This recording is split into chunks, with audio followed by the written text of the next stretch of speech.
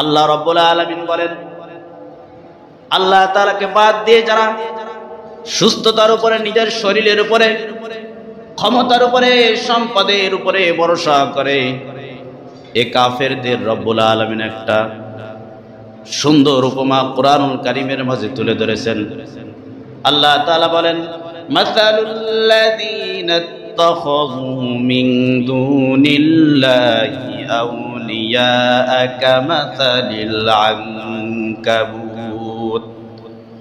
আল্লাহ রাব্বুল আলামিন বলেন, যারা আমি রবকে বাদ দিয়ে বিভিন্ন জিনিসের উপরে ভরসা করে, আল্লাহ তাআলা বলছেন কামাসালিল আনকাবুত, তাদের উপমা হলো সেই মাকড়সার ন্যায়, ইত্তাখাযাত বাইতা, যে নিজে স্বয়ং সম্পূর্ণ, কারোর কোনো রকম সহযোগিতা ছাড়াই নিজে ঘরের কোণে কোণে বাসা বাঁধে, নিজের ঘরের কোণে বাসা বাঁধে আর চিন্তা করে এটাই আমাকে সব কিছু থেকে সংরক্ষণ করবে, মজবুত আমি এক ঘর তৈরি করেছি সব কিছু থেকে, এটাই, এই ঘর আমাকে পরিত্রাণ দান করবে, রক্ষা করবে। আল্লাহ তাআলা বলেন, ইত্তাখাযাত বাইতা ওয়া ইন্না আওহানাল বুয়ুতি লাবাইতুল আনকাবুত।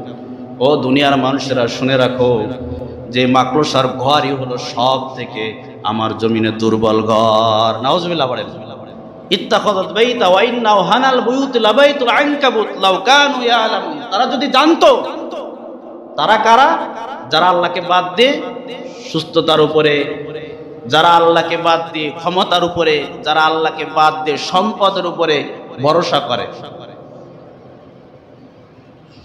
সব থেকে দুর্বল মাকড়সার ঘর, মাকড়সার জাল।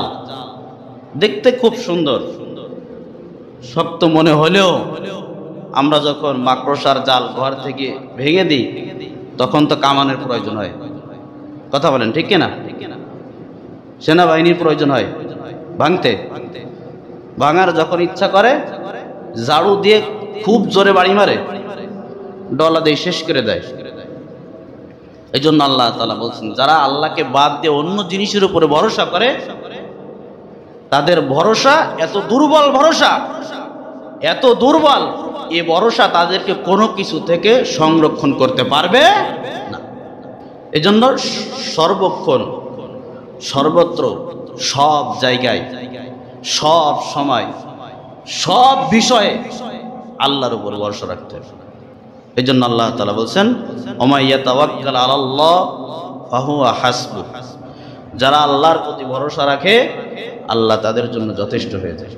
এই জন্য আল্লাহ তাআলার আনুগত্য করা এবং আল্লাহ তাআলার উপরে ভরসা রাখা